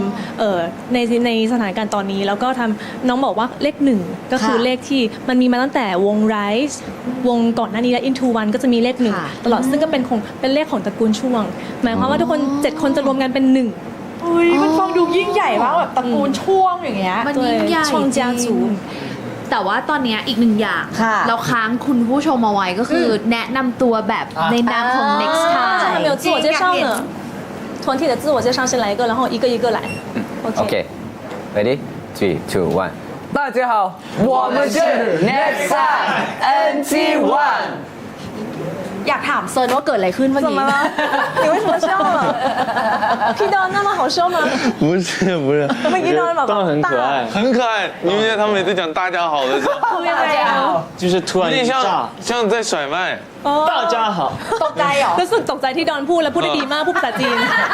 แบบสวัสดีทุกคนอย่างเงี้ยเหมือนมันกระแทกทุกคนอ้าวก็ทุกคนไงครับรู้สึกมีพลังงานที่ดีมากชงบอกซึ่งตอนนี้แบบยังไม่ได้แบ่งกันใช่ไหมคะว่าใครทำตำแหน่งไหนในวงอะไรยังไงบ้าง现在你们有担当了吗都还没有ยังไม่ได้แบ่งค่ะถ้างั้นให้เลือกแบบว่าเราอยากได้ตำแหน่งไหนเอาที่แบบใจเราอยากทำ现在就是开个玩笑就你们如果能选的话你们都认为自己是什么担当舞担说唱什么的ไทโอก่อนก็ได้ครับไทโอส่วนตัวผมใช่ไหมครับผมเคยพูดแล้วตอนที่ผมนั่งตรงนี้ว่าผมอยากเป็นโปรดิวเซอร์ของวงแล้วก็ถ้าผมเป็นโวคอลของวงก็ดีครับเป็นเหมือนเป็นสิ่งที่เราถนัดด้วยใช่ไหมลูกวงโค担当是他擅长的还要做歌作曲ก็จะทำให้เต็มที่ในรูปแบบนั้นครับครับเฮียน้องดอนล่ะคะเฮียน้องดอนผมอยากเป็นเฮียเหมือนเดิมครับผมอยากเป็นเฮียไปตลอดไปน้องดอนน้องเฮียดอนเฮียดอนครับแค่เฮียดอนเฮียดอนแต่ถ้าในเรื่องของตำแหน่งในวงผมรู้สึกว่าถ้าผมอยากอะยังไงก็ต้องเป็นเมนแดนซ์แต่ผมก็อยากลองอย่างอื่นด้วยผมอยากลองเป็นเมนโวคอลแย่งไทโอเป็นด้วยกันก็ได้นี่เป็นด้วยกันให้กันผมเป็นเมนแดนซ์เลยครับใช่เดี๋ยวผมเป็นเมนโวคอลนี้เป็นเมนแดนซ์ผมเป็นเมนตีลังกาครับเรียกว่าเป็น all rounder กันทุกคนใช่ครับทุกคนค่ะยี่เท่าแล้วค่ะ想当头发颜色担当น้องอยากจะเป็นคนที่แบบเปลี่ยนสีผมไปตลอด因为弟弟们年纪还小染头发不太好我染是吗你一个月要换一次吗不一定啦看就是什么歌适合什么样子的头发颜色น้องเขาแซวเขาบอกว่าอยากเป็นตำแหน่งที่แบบว่าเปลี่ยนสีผมไปเรื่อยๆเพราะว่าน้องๆยังเด็กถ้าเกิดว่าน้องต้องไปเปลี่ยนสีผมหรือว่าไปกัดไปฟอกอย่างเงี้ยมันไม่ดีต่อผมน้องเดี๋ยวผมจะเป็นคนนั้นเองเอ็นดูงั้นสีต่อไปอยากทำอะไร主持人问那下一个颜色要染什么颜色下一个颜色 What you guys think next hair color อยากเห็นสีอะไร Any hair is beautiful on you But today you say black is your favorite Yeah for me ผมรู้สึกว่าที่หูยเทาแบบกับสีผมสีดำคือแบบหล่อสวยแบบทุกอย่างแต่โอมาบอกเรนโบว์真的假的แบบว่าไหนๆจะทำแล้วก็ทำให้ครบไปเลยอย่างเงี้ยหรอ那我下一个头发你帮我设计一下 OK 可以มีคอมเมนต์พิมพ์ว่าให้หยุดให้เย่เทาเป็นเมนหัวเราะเย่เทา หัวเราะ ใช่เขาบอกให้เมนเป็น 说你เมนหัวเราะ 的你的笑声很魔性很搞笑然后你可以当这个笑声什么担当笑声担当可以啊。对ได้ค่ะได้ พี่เมนเขียนมาด้วย เมนหัวเราะ พี่เมนเขียนมาเมื่อกี้ เมนกรี๊ดหรือเปล่า Rachel has a beautiful laugh yeah and your fans love that ค่ะอยากจื้อหาวล่ะคะอยากเป็นตำแหน่งไหนในวงคะ 什么担当什么担当？说唱担当男子汉有担当。โอ้เป็นสุภาพบุรุษคนแมนๆครับ โอ้โหคือเป็นอยู่แล้วเปล่า 现在就是啊现在就是啊ต้องอย่างนี้สิ อันนี้คือตอบอันนี้จริงๆเนาะ ใช่ค่ะ โอเค น้องอยากเป็นแมนๆพอคิดว่าตัวเองยังเด็กอยู่เลยอยากเป็นคนโต โอมาล่ะครับ โอ้หล่อแท้เว้ย เนาะ 我觉得是翻译担当吗？ ๆอ๋ออยากเป็นล่ามของวง เป็นอะไรนะ ล่ามค่ะล่าม ล่ามโอ้ 学多努力一点，学英语学得好一点，然后就可以翻译了。อยากจะตั้งใจเรียนภาษาอังกฤษให้มากขึ้นจะได้ช่วยเพื่อนๆสื่อสาร โอ้น่ารักมาก ใช่ค่ะ อย่าบอกก็บอก แส ว่าน ดีอะ ผมจำได้ว่าโอมาเคยพูดว่าฝันเขาก็คืออยากเป็นเมนแดนซ์เหมือนกันครับ 但是他记得你曾经说过你是舞担曾经说过你想要当现在还不是。 ตอนนี้ยังไม่ทำไม่ถึงตอนนี้ยังไม่ได้ ก็คือเต้นไปแปลไปได้ไม่เป็นไร 可以边跳边翻译 ลองฝึกดูเต้นไปแปลไปด้วยแล้วก็เป็นล่ามไปด้วยครับเซิร์นล่ะครับ 我认为又有舞担，又有歌单，又有 rap 单，所以我当开心担当。อ๋อน้องบอกว่าก็มีแบบเมนโวคอลไปแล้วเมนแรปไปแล้วเมนเต้นไปแล้วงั้นผมขอเป็นเมนที่แบบมีความสุขแฮปปี้ เป็นความ 我 สุ 想着ข 我每天开心就行了。เพราะผมรู้สึกว่าแค่ผมมีความสุขทุกวันก็พอแล้ว โอเคค่ะโฉงนะคะโฉงเครียดเลยตอนเนี้ยตอบว่าอะไร 现在是不是ดี压力挺大的大家都说了能迷他。น้องมีครับ 当个什么担当呢？ เป็นอะไรดีนะ ติ๊กตักติ๊กตัก whatever you 是 like 想好了吗想好了吗像มาถึงชงทีไร อะไร น้อง นะ จะคิดนานนิดนึงค่ะคิดนาน 勇敢担当。 เขาเริ่มกดดันแล้วนะเขาเริ่มเกลียดแล้วฮะ 酷单，酷单， เป็นคนเท่ suits you 熊坤酷熊坤酷熊坤酷你可以说一下熊坤 พี่หมี 酷 พี่หมี มีสุภาพบุรุษมี คน คน คูล เท่คนมีความสุขเนาะเสียงหัวล้อสีผม เป็นวง 感觉 ที่ 这 ใช้ได้ 这个 เป็นวงที่หลาก 什 ห 么 ลาย 都有什么都有 variety มากๆค่ะขอพูดถึงซิงเกิลเดบิวต์ซิงเกิลแรกก็คือชื่อเดียวกับชื่อวงเลย 出 ใช่ไหม 道 คะ 曲的名字跟你们的男团名一样 Next Time มันพูดถึงอะไรคะซิงเกิลนี้ 这首歌大概讲什么跟大家分享一下内容谁来ใครแนะนำเพลงดี Next Time I think Next Tide for the international fans because I think there's some international fans in the watching right now. Next Tide is about pushing through your limits and yeah, like the name of the group Next Tide is the waves that we're like no matter the obstacles that come through we're gonna like push through it and the meaning of the Next Tide is like that youthful energy that we want to bring. In like 7 different styles to bring like a youthful energy for all the listeners. Yeah, so it's like more like a motivating song. ค่ะ แปลว่า MV นี้เราจะไปถ่ายกันที่แบบทะเลอะไรอย่างงี้ป่ะโตขึ้น MV 是不是在海边 แล้วก็มี 拍的แล้วก็มีแบบอุปสรรควิ่งเข้าหาอย่างงี้ไหมหรือยังไงดี 他是开玩笑จะได้คิดไว้ยัง MV 是不是在去海边拍的 I hope so。หวังว่าจะเป็นทะเลนะคะ เราจะได้ดูกันเมื่อไหร่ อยากรู้ว่าเราจะได้ดู MV กันเมื่อไหร่ 大概什么时候出来啊 MV 大家都很期待 MV 不知道我不知道啦น้องไม่รู้เคย期待一下น้องไม่ทราบแต่ว่าอยากให้เราติดตามกัน ได้เลยงั้นเดี๋ยวรอติดตามนะคะ เอาล่ะเดี๋ยวเรามาเล่นเกมกันดีกว่านะคะ ชื่อว่า Mission of Next Time ค่ะ เราจะมีโจทย์จาก position ต่างๆ ของวงนะคะ ว่าแต่ละรอบเนี่ยต้องทำอะไรกันบ้างเดี๋ยวเราลองมาดูกันเลยนะสำหรับรอบแรกนะคะจะเป็นรอบโวคอลค่ะ เราจะมาทดสอบคีย์ของแต่ละคนกันจะให้飙高音我看怎么飙上去ใช่เดี๋ยวจะให้ไล่โดเรมีฟาซอน开个嗓ได้ไล่โดยมีความไปทีละคนแล้วจนสุดท้ายถ้ามันครบก็คือวนมาอีกรอบนึงแต่ว่าทุกรอบแบบคือให้แบบสูงขึ้นออกเต็ปสูงขึ้น对你懂吗哆来咪发嗦然后继续直到你们没办法เราจะหาคนที่ไฮโน้ตได้สูงที่สุดคนเดียวใช่แต่ว่าตอนนี้ทุกคนว่างั้นต้องเป็นน้องเย่เท่าชนะแน่เลยยืนขึ้นค่ะเท่าชนะครับทุกคนคิดว่าเย่เท่าชนะค่ะยืนก่อนแล้วก็ถ้าใครเสียงไม่ถึงค่อยนั่งโอเคเริ่มที่ดาวค่ะฮะมันแบบ ไม่ต้องใช่ไหมคะโอเคอันนี้คือเอาจริงอันนี้คือเอาจริงหรือไม่เอาจริงครับเอาจริงเอาจริงเอาจริงเดียวจริงเอาจริงเอาจริงโอเคมาวันนี้เอาเริ่มจากไม่ต้องสูงมากรอบแรกไปไทโอไว้ชีวิตเพื่อนๆด้วยนะลูกค่อยๆไป最开始不要太高โอเคอ่ะเป็นไทโอก่อนเหมือนมันไม่เห็นคนเรานั่งดีกว่า他们别一上来就这个要正好被挡住โ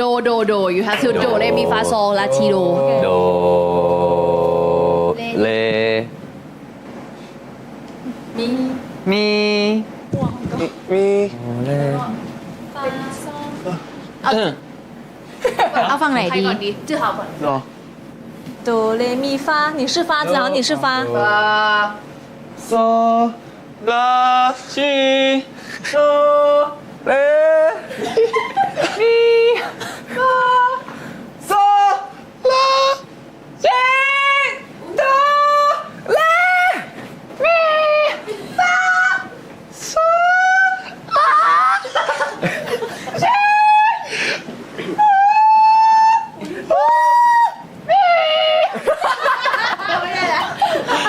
หูยดาวนั่งลงเลยไม่แล้วนั่งลง你先坐下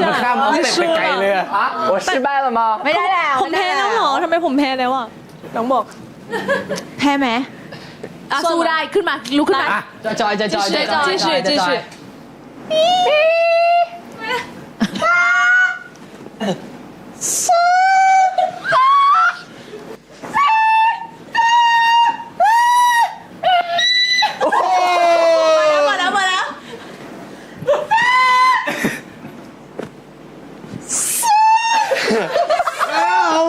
ไม่ถึงแล้ว阿叉โซ耶ฟ้าไม่ใช่หรอฟ้าไม่ใช่หรอโดเลมีฟาซอนโซหรอโอเคขอโทษจ้ะลา他过了吗ลาคือไหนแล้ว他过了ลาน้องถามว่าโอมานี่ผ่านเหรอเรียกว่าผ่านเหรอยูว่าผ่านไหมล่ะ那你说呢他过不过เพื่อนๆผ่านไหมน้องไม่ผ่านน้องมันไม่ผ่านไม่ผ่านได้那你坐下โอมาเพราะว่าพิชซันอีมันไม่ถูกเลยครับตอนนี้มันแปลกไปหมด可不可以比低音啊ยากมากลาเชิญลาเร็วลา然后呢现在怎么ลา继续ลา whatever you like จำไม่ได้แล้วแหละลาไปเลยเขาสู้มากเลยฉงอ่ะ哇你好认真โอ้ย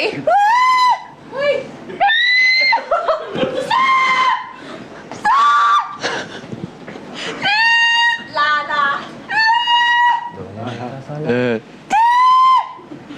我来นั่ง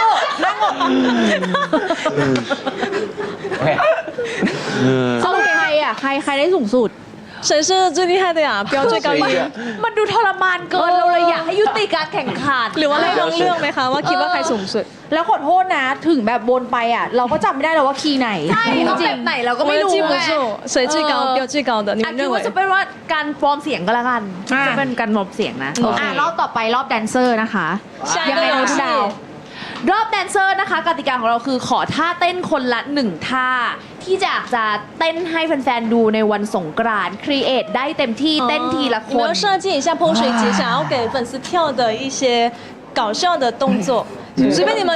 帅的搞笑的都可以但是主题是泼水节选一个动作一个舞蹈动作ซึ่งเดี๋ยวจะให้แต่ละคนสามารถเลือกได้ว่าคุณจะเอาจังหวะช้ากลางหรือเร็วแต่ว่าให้เต้นทีละคน要一个一个出来跳然后你们可以选速度可以慢的然后中间然后快速的现在选一下要慢的节奏还是要快的节奏เนาะเริ่มจากที่3ใช่ไหมคะใช่ครับเริ่มจากไทโอก่อน 3种ไทโอครับไทโอหนูเลือกเพลงช้าเพลงเร็วหรือเพลงกลางคะ Okay so for this challenge the dance challenge right here we have to dance something, create a new dance move for all the fans, and we get to choose what type of like music we want, fast, slow, or medium. And yeah, that's the dance challenge. For me, I think let's go for slow. I'm a slow guy. I take things slow, so that's so for you โอเค และเพลง slow น้องเทโอลุกขึ้นเลยครับ I have. I gotta say I'm sorry for my dancing skills if it's bad. ไม่จริง และมิวสิก เต้นไม่มีผิดไม่มีถูกไป อยู่ข้างหน้าเลยไปอยู่ข้างหน้าเลยขอท่าเต้นที่ใช้ประสบการณ์นะลูก ส่งกัน ซื้อๆกะดันซื้อบือเอาใจไปหามองแจ้งเพียงแค่ปลายเล็บเขาก็ยังบ่แลบ่เลี้ยงบ่ต้องโทษใครใจมันบ่เฟี้ยวทำเจ้าของคำเดียวว่าจือบ่ว่าจือบ่ว่าจือบ่หัวใจทำเจ้าของคำเดียวว่าจือบ่ very cute thank you ไทโอค่ะ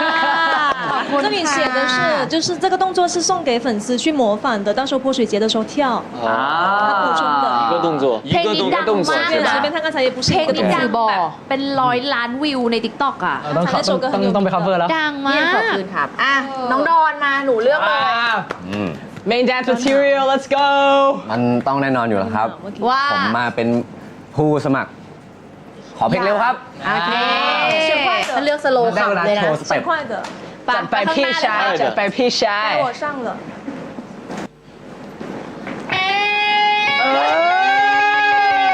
มีแสงด้วย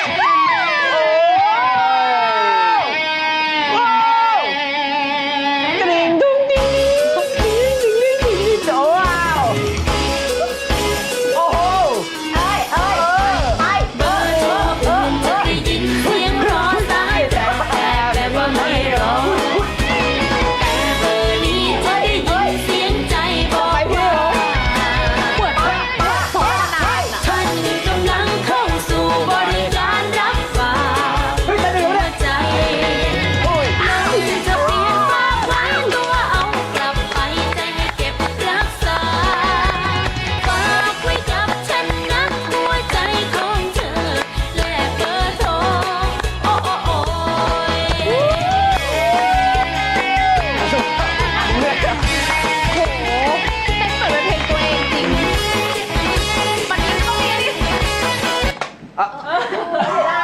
แล้วใครจะไปเต้นตามได้คุณน้อง จริง ถ้าเป๊ะมาก มาคนต่อไปค่ะหูเย่เทา I'll go town which tempo do you want middle maybe medium medium alright 一个动作就行是吧 Welcome to Thailand No no no，前面两个都不是一个动作，那你也不能。 We just need one No no no， movement 来吧，涛。泼水吗？这边泼，哪里还有个？来这边泼，还有哪里？这泼泼，水枪，泼泼，มีปืนด้วย 泼，啊，有泼， ไม่โดนน้ำโดนน้ำอ่ะ 泼好了，这个好，这个好，是不是啊？ สร้างสรรค์มาก 很抽象 so creative นะคะ มาอีกคนหนึ่งที่เราคาดหวังเหยาจือหาว 很期待姚志豪。 โอเค 姚志豪。 Can remember Fast I will นะ teach you. I teach you. Yeah, that one, that Thai one. group, yeah. 真的，你就这么 OK 看着，你要放屁啊，然后那种。 มาค่ะ เพลง เพลง เร็ว ค่ะ เพลงเร็ว เพลงเร็ว 那个 เพลงเดียวกันกับ มา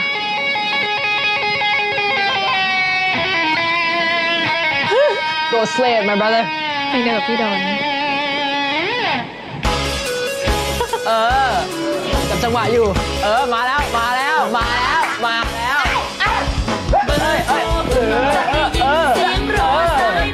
ถ่ายรูปฉันนะ到底是谁在播谁在播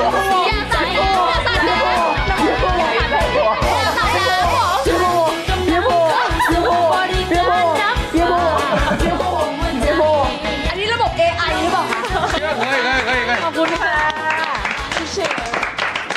เหมือนเป็นชาวต่างช ชาติที่เพิ่งมาไทยแล้วตกใจกับการสาดน้ำเนาะ ใช่เขาจะช็อก 我说这个可以。 โอเคเอามา Let's go มา slow so โอเค let's go โอ้คนนี้แค่ยืนหล่อๆเขาก็กรี๊ดกันแล้วฮะไม่ต้องเต้นแล้วชนะแล้วคนนี้ 他说你只要站着，大家都会很喜欢你。然后 I 他蛮选的什么 so 可以มามิวสิกค่ะ 记得吗？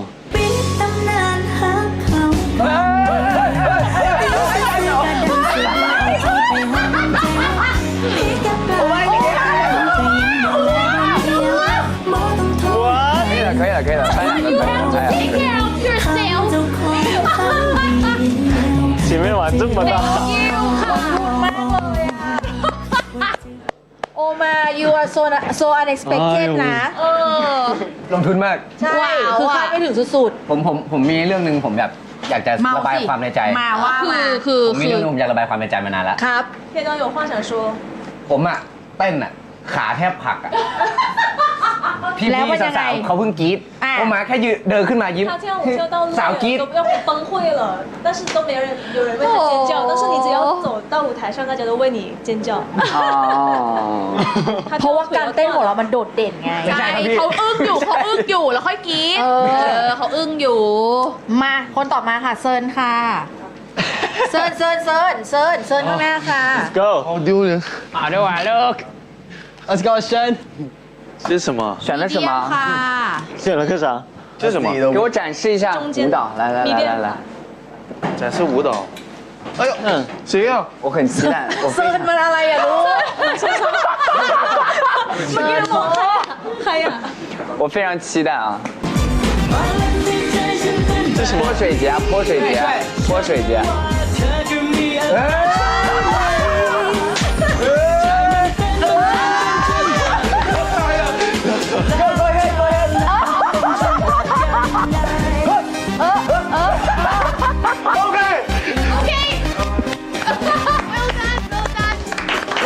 Sorry，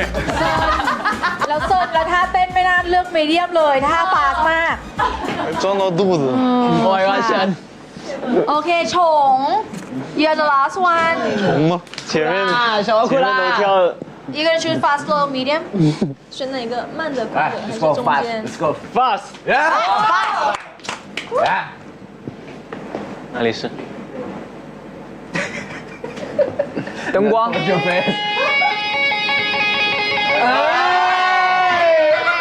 Let's go jump。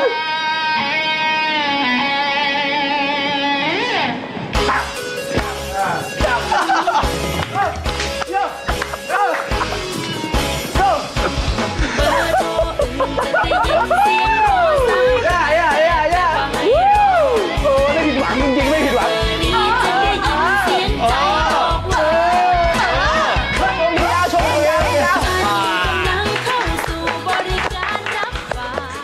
เป็นแบบว่าเงียบๆนะ แต่ว่าใส่เต็ม 都玩得很开，大家都 ค่ะ สงกรารนี้ไปไหนกันปะวะ 泼水节你们准备去哪里泼水呀？泼水节想去哪里？在苏浙。啊？我们要去暹罗百丽宫跟大家一起泼水哦。哦，จะไปสาดน้ำกับแฟนๆที่พารากอนค่ะ โอ้แล้วเราจะได้เห็นท่าพวกนี้ไหมคะ 那会看到你们跳刚才跳的那些动作吗？对，不会不会，那ไม่ไม่ชม 开玩笑的，开玩 เห็น 笑 ใช่ไหม 的。 เอาจริงทุกคนทำได้หมดยกเว้นโอมาเดี๋ยวตะปูตำไม่ได้ ใช่แล้วปืนลื่น 除 ด้วย 了你的，大家都能跳，但是你的动作别人不能模仿，粉丝没办法跳。 please don't นะคะ มารอบสุดท้ายรอบวิชวลนะคะ จะให้สมาชิกแต่ละคนในวงเนี่ยทำท่า ending fairy สมมติว่าจบโชว์แล้วให้ทำหน้าแบบไม่ว่าจะน่ารักหรือหล่ออะไรคือ create ได้เต็มที่เลยค้างไว้5 วิ 只要看你们每个人的 ending pose，一个一个来，可以 Ending pose 随便发挥。什么 ending pose？ ending pose 随便要酷的、帅的、搞笑的都可以送给粉丝的。 ทีละคนเดี๋ยวให้มองกล้องมื 一 อ 个 สี 一个来， นะ 然 คะ 后看4号相机。 เหมือนแบบ ending fairy มันจะเหมือนแบบว่าเหมือนหลังจากที่ทุกคนโชว์เสร็จแล้วทุกคนจะเหนื่อยมากอะแต่ว่ายังต้องแบบหอบๆนึกออกปะต้องมีความหอบด้วย 就像你们刚表演完的时候会很累，那你们是什么状态都可以 freestyle。 งั้นผมใครก่อนดีครับ 谁先来？ เลิกให้ข้างหลังก่อนบ้างไหม ถ้าหายเหนื่อยหรือยัง 后面一排先来。后面一排谁 เดี๋ยว 准 จือ 备 หา 好 คน？ก็ได้ 姚志豪，问我啊？什么我怎么样？ อ่ะเซินก่อนก็ได้เซินก่อนก็ได้มา 你 OK 吗？ โอเคไหม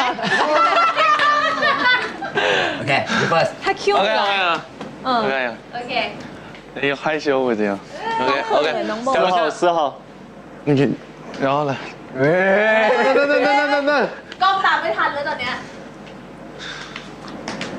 可以啊可以啊，我不行了。 เอาเหนื่อยด้วยเอาเหนื่อยด้วยเอาแบบ พี่ไม่ให้ จริง รีแอคชั่น จริง น้องเขาเลยแบบเขินอ่ะเราต้องให้อีรีแอคชั่นน้อง ยังไงอ่ะ OK OK，就这样这样。再来一次再来一次没看到没看到他们没看到噔，是啥？来人你来了 very cute โอ้ยก็ so good นะ so good 下一个号码。คนต่อไปใครดีซันเลือก you choose โอมา you choose โอมา โอเค the next one โอมา ค่ะเขาไม่ได้ตีกันใช่ไหมคะเมื่อกี้ 你刚才没有打架吧你们还好吗没有没有没有。โอเคโอเค 小孩带小孩。但是我的 nipple 好像都没有动作。啊那是什么都可以随便都可以一点哦，没关系。他着ผมมันไม่ใช่ท่าค่ะ 最喜欢可爱。 OK，OK，哎呦，very quietly，空开一点。 believe it 哎呦。 cannot อ่ะ เป็นคนที่เหนือความคาดหมายทุกรอบเลยนะ สุด ผมบอกพี่แล้ว ๆตายกันหมดนะนะแชทน่ะตายกันหมดนี่รอก่อนมันดีเลย 救命！ โอ้โห โอเคโอมา you choose who is the next one OK， เดี๋ยวรอรู้เลยนะ ไทยโอไทยโอ 欧哥，เอามีโอเค 欧哥 สอง 来。 วัดสองโอมาซิงไม่มีใครเดินเธอ believe 哎呦，mommy quietly 空开一点，给爸妈过去。泰语讲的好标准ว่าไอ้เส้นภาษาไทยเขาดีมากเลย 你刚才唱的泰语很标准欧玛唱的泰语很标准就是说 practice ซ้อมหนักเขาซ้อม นึกว่าเป็นลูกครึ่งไทย เขาซ้อมอยู่มากครับ 有一点是混血โอเคใครคนต่อไปดี 下一位鞋 ไทโอเลือกเลยครับไทโอเลือกต่อเลย 哦， จี๊ดจี๊ดจี๊ด จี๊ดจี๊ด อะไรนะจี๊ด จี๊ด จี๊ดจี๊ดตัวจี๊ด จี๊ดจี๊ดอ่ะจี๊ด จี๊ด 要做什么？好不行可能ตัวเอง 快点，做了什么？他最会了，来。再来一次 ทำไมอ่ะ น้องเขินค่ะ 哎呦，还在一下。为什么害羞啊主持人很期待你来น้องเขินมันเป็นเพลงเซ็กซี่ใช่ โอเค น้องยังเด็กค่ะน้องยังเด็ก จี๊ด you have to choose the next one 下一位你选熊熊熊前面3个没有一个人做，你这他做了。 ข้างหน้านั่งทั้ง3คนแล้วไม่เลือกอ่ะ因为你最多了 ก็เดี๋ยวก็วนมา 最多好，来一个什么呢？ เอาอะไรดีนะ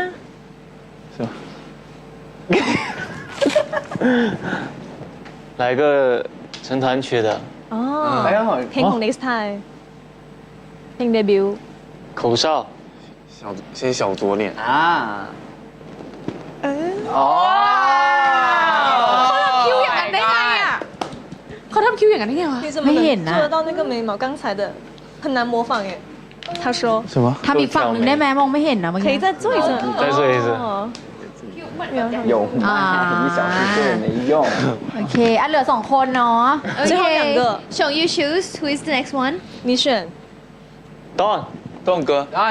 Don yeah พี่ดอน พี่ Don you have to OK。 กองมือ4นะเฮีย 1 2 3。哦。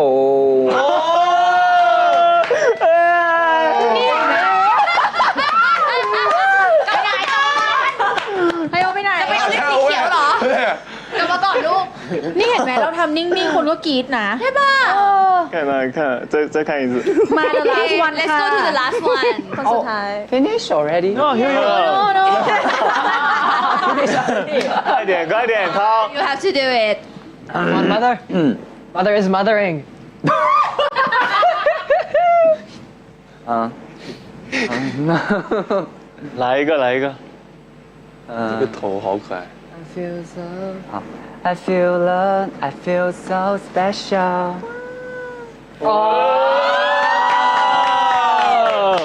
คือเป็นแบบคำน้อยแต่ได้มาก less is more less is more โอเคค่ะหมดภารกิจแล้วเดี๋ยวเราเบรกกันก่อนนะคะ กลับมาเดี๋ยวให้น้องๆ มาตอบคำถาม Q&A จากทางบ้านกันค่ะเบรกแป๊บนึงค่ะ Q&A 哦，拜拜。 EFM Fandom Live EFM 94 Talk อารมณ์ดีเพลงดีทุกแนวพามีน้องแมวเมียวชอบกินพามีกินแล้วสุขภาพดีต้องพามีอาหารแมวพรามี่ผลิตจากปลาเนื้อขาวไม่เติมเกลือ ตัวแน่นขนสวยเจ๊เลือกอาหารแมวพรามี่โตเกียวโอซาก้านาโกย่าซัปโปโรโซเดลิซิงให้ฉันไปส่งให้ฉันไปส่งให้ฉันไปส่งนะสบายสบายเธอมั่นใจฉันจะตั้งใจไปส่งเธอบินทั้งทีต้องดีต่อใจสู่7เมืองดังที่ไทย Air Asia X ตั้งใจไปส่งราคาเริ่มต้นที่ 2,625 บาทจองเลยวันนี้เดินทางได้ถึง30 กันยายนนี้พามีน้องแมวเมียวชอบกินพามีกินแล้วสุขภาพดีต้องพามีอาหารแมวพรามี่ผลิตจากปลาเนื้อขาวไม่เติมเกลือ ตัวแน่นขนสวยเจ๊เลือกอาหารแมวพรามี่ถ้าก็อุ่นใจA-Time Showbiz ขอขอบคุณชาวทีมป๊อปทุกคนที่ร่วมสร้างปรากฏการณ์ Gotcha Pop คอนเสิร์ตครั้งที่ 3 Sold Out ทุกที่นั่งในเวลาอันรวดเร็วพร้อมเปิดตีฟินระเบิดพร้อมเสิร์ฟยกด้อมกับศิลปินทีป๊อปตัวท็อปพบกับ Trinity Proxy Pixie Perses Lycan Buzz Because of You I Shine Dice Kara Wiz Jail Boys จากซีรีส์สถานะกักใจและเต้าอู่ออฟโรดเจอกัน 24 พฤษภาคมนี้ศูนย์การประชุมแห่งชาติสิริกิติ์งานนี้เปิดการ์ดความฟินแบบหมดหน้าตาตบหน้าก็แค่ชาแต่อย่าตบตากันมันเจ็บใจ EFM 94 Talk อารมณ์ดีเพลงดีทุกแนว EFM Fandom Live ด้วยกัน มากลับมากับช่วงสุดท้ายนะคะ EFM Fandom Live ตอนนี้เดี๋ยวคนดูรวมดูช่องทางเป็นแบบหมื่นคนเลยอะคือเยอะมากๆจริงนะคะแล้วก็ Hashtag Next Time X Fandom Live ขึ้นอันดับ 3 ของประเทศไทยด้วย相当于ค่ะ มาถึงช่วงสุดท้ายแล้ว Q&A นะคะเดี๋ยวเรามาถามคำถามที่แบบแฟนๆเขาฝากมาคำถามแรกถามน้องดอนค่ะถามว่าหลังเดบิวต์แล้วถ้ามีเวลาเนี่ยดอนอยากไปเที่ยวพักผ่อนที่ไหนกับเมมเบอร์บ้างคะ有时间的话想要带你们去哪里玩ว้าอ๋อเป็นคำถามที่ค่อนข้างที่จะหนักใจนิดนึงนะฮะทำไมอ่ะเพราะว่าคือสำหรับผมขอเกริ่นก่อนว่าถ้าเป็นการพักผ่อนจริงๆอ่ะผมรู้สึกว่าผมค่อนข้างที่จะอินโทรเวิร์ตจริงๆถ้าเป็นเวลาพักผ่อนผมแบบอยากจะไปแบบว่าไปที่เงียบๆคนเดียวแบบภูเขาไปเลยคนเดียวแบบนั่งชมต้นไม้อะไรอย่างเงี้ยแต่ถ้าเป็นแบบพักผ่อนแบบขำๆแบบจะพาเพื่อนเที่ยวอย่างเงี้ยพาไปทุกคนเลยครับไปที่ไหนผมอยากพาไปผมเคยบอกไปเมื่อก่อนรอบที่แล้วว่าอยากพาไปเชียงใหม่ตัวเองใช่ไหมไม่ใช่อันนั้นผมพาไปเชียงใหม่อันนั้นของไทยโอครับไปกระบี่อยากพาไปดอยเชียงใหม่ยังเป็นที่เดิมไหมคะเป็นที่เดิมครับผมอยากไปเที่ยวผมชอบธรรมชาติครับเชียงใหม่โอเคมาที่คำถามต่อไปนะคะอันนี้จะถามน้องเซินนะคะถ้าต้องเลือกคาแรคเตอร์ตัวการ์ตูนมาเป็นเพื่อนในชีวิตจริง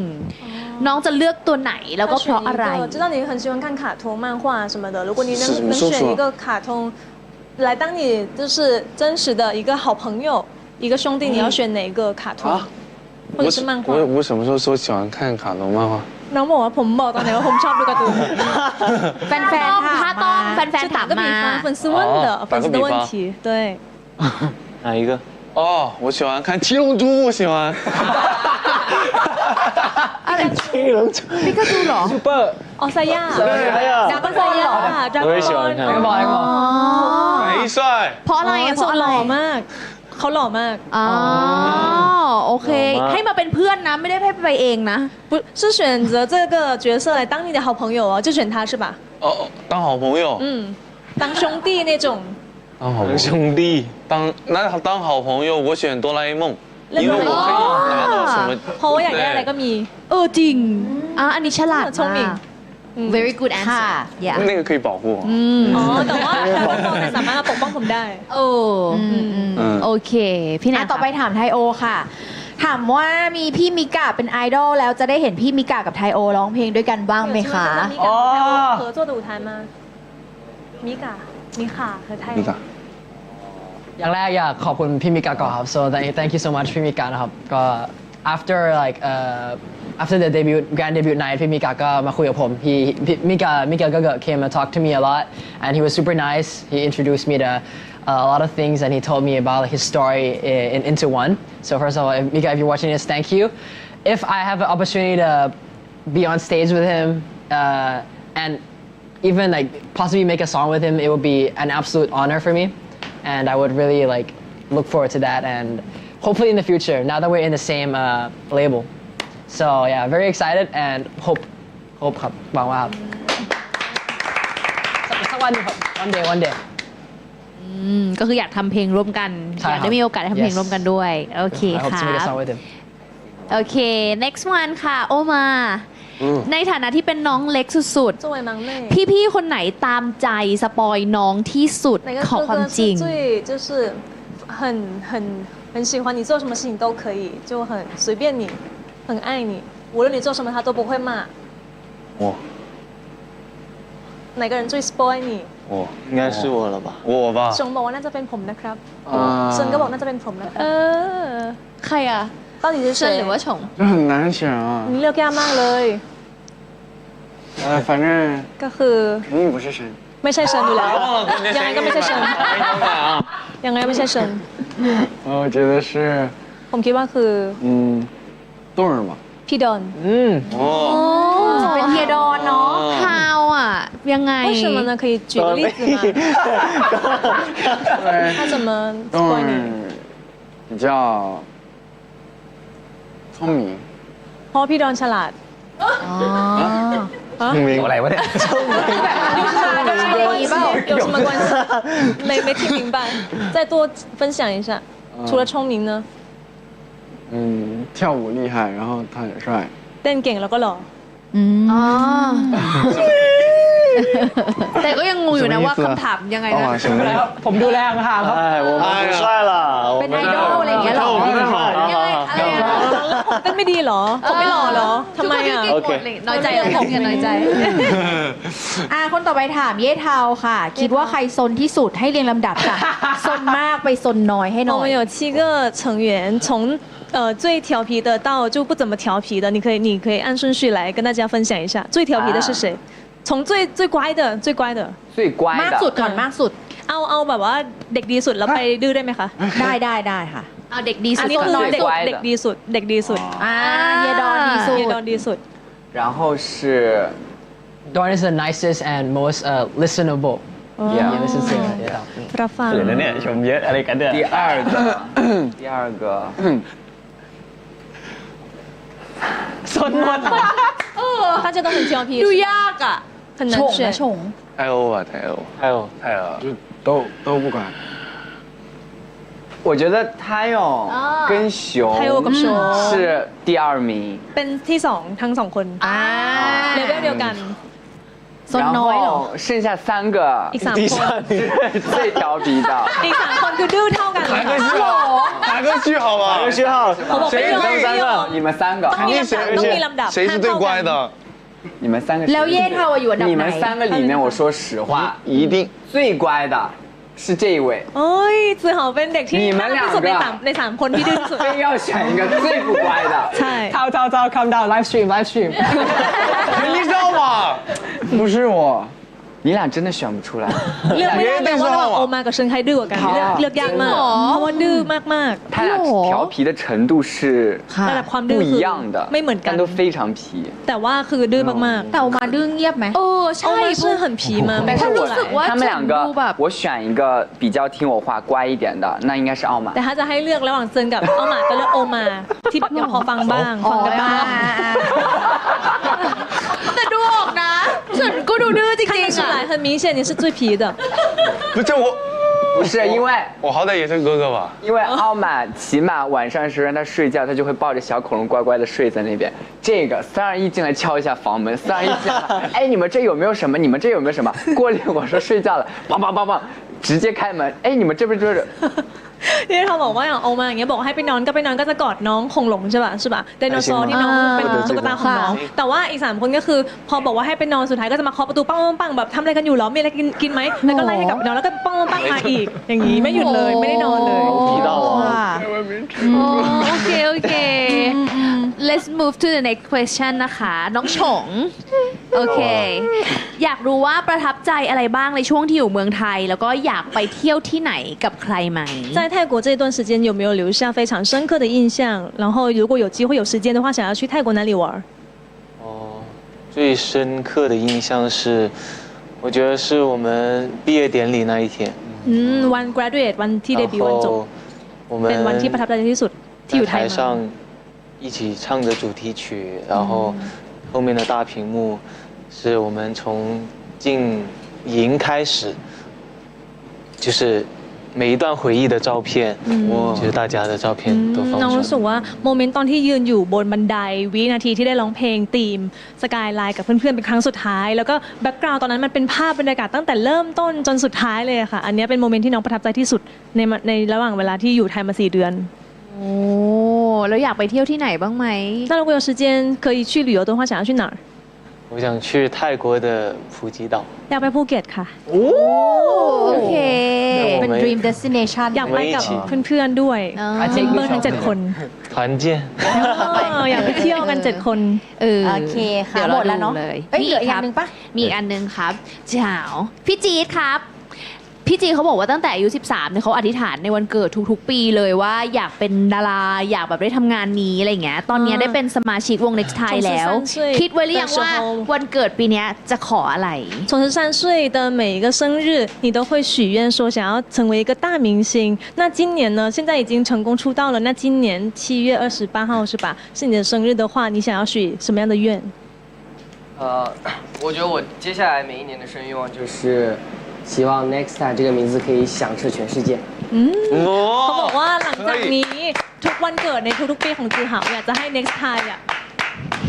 อยากจะให้ Next Time แบบดังระเบิดไปทั่วโลกเลยค่ะหลังจากนี้ทุกๆปีความฝันคือสิ่งนี้น่ารักมากเลยเขาคือ I hope your dream come true นะ希望你心想事成